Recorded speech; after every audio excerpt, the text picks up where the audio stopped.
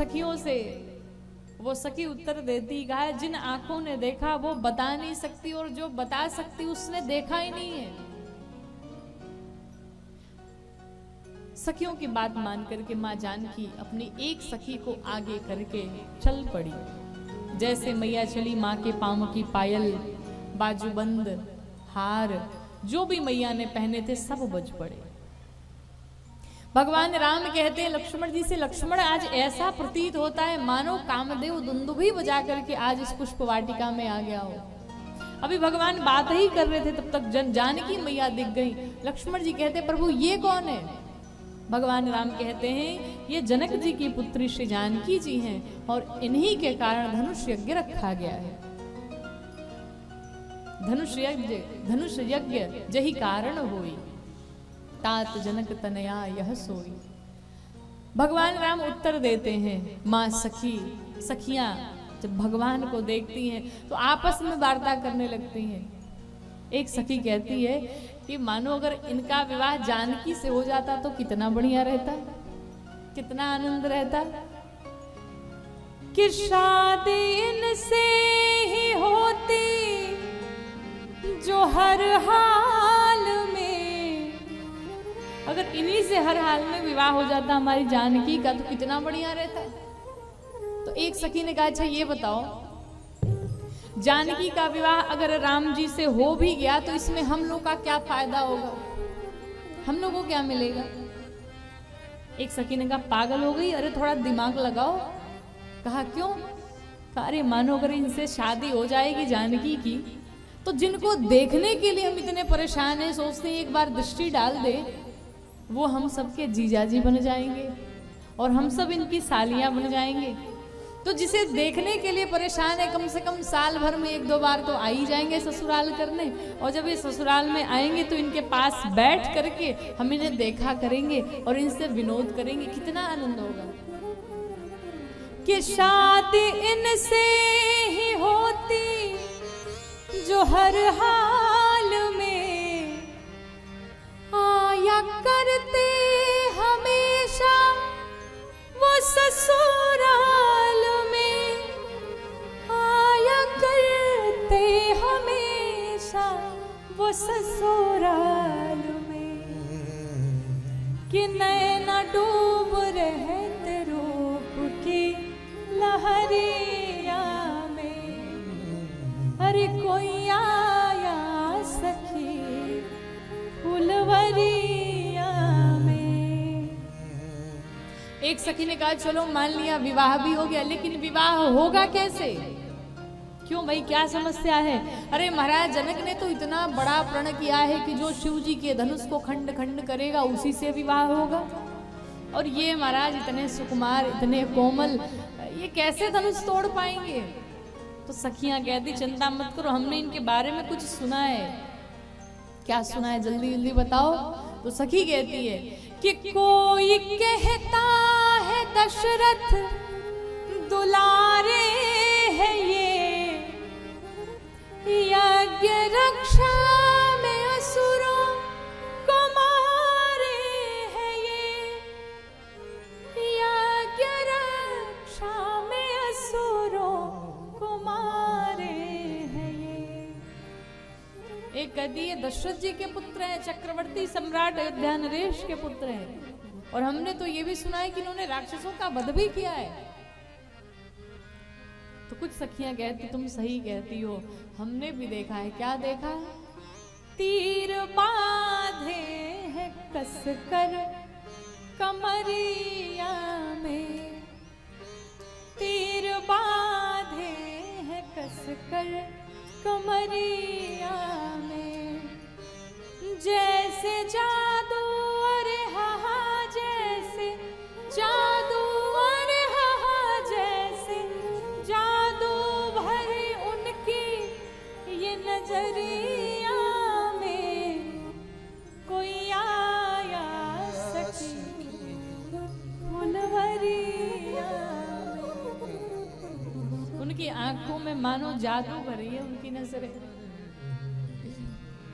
बड़ा आनंद होता। सखियां आपस में वार्ता कर रही हैं।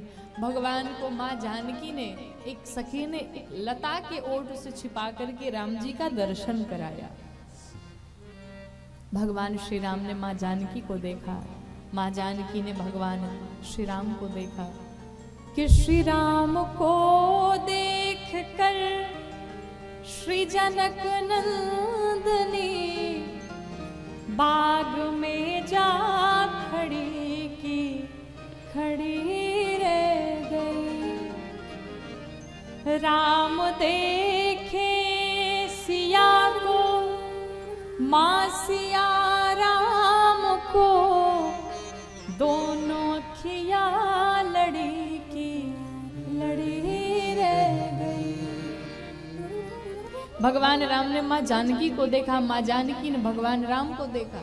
दोनों ने एक दूसरे का दर्शन किया और जैसे ही माँ ने भगवान को जब देखा तो कहते हैं गोस्वामी जी की माँ के नेत्र जो थे भगवान को देख करके ललचने लगे कि देखी रूप लोचन ललचाने।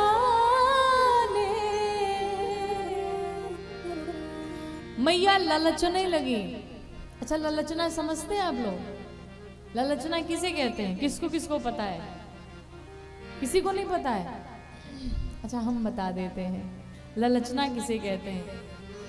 सपोज दैट, मान लीजिए, भगवान न करें लेकिन मान लीजिए कोई डायबिटीज का पेशेंट हो, किसी को शुगर की बीमारी हो और उसके सामने गरम गरम रसगुल्ले रख दिए जाए, गरमा गरम जलेबी रख दी जाए।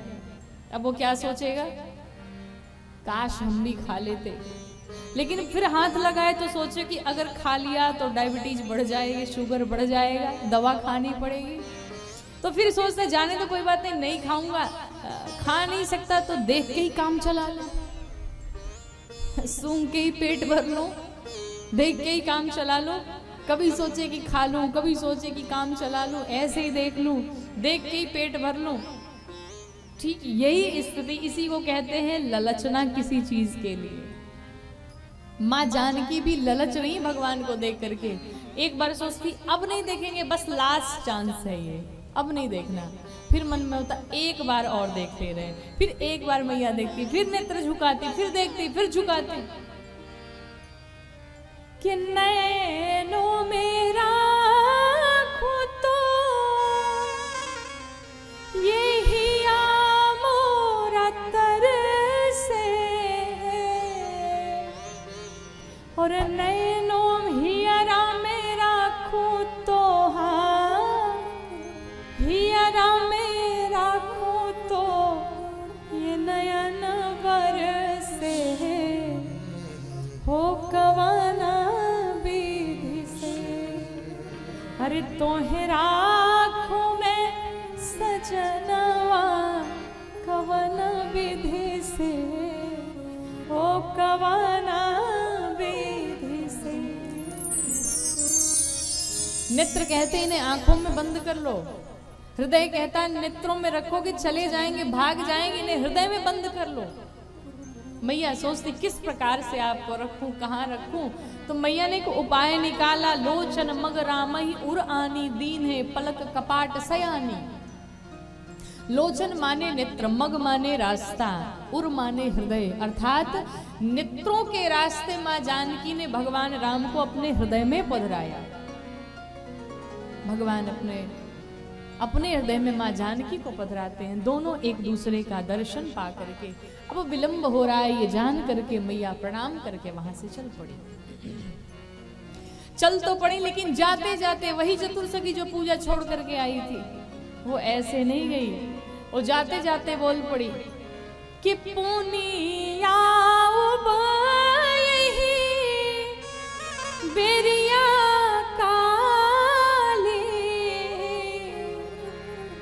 जाते जाते सुना करके भगवान को कहती हम कल इसी टाइम पे फिर आएंगे। भाई जाना है तो सीधे सीधे चली जाती, बोलने की क्या जरूरत है कि कल हम फिर इसी टाइम पे आएंगे। मतलब भगवान को बताना चाहती कि हम लोग कल इसी टाइम पे आएंगे, आप लोग भी चले आइएगा। और बोल करके चल पड़ी भगवान को सुना करके। मैया जानकी पहुंची माँ गौरी के पूजन के लिए।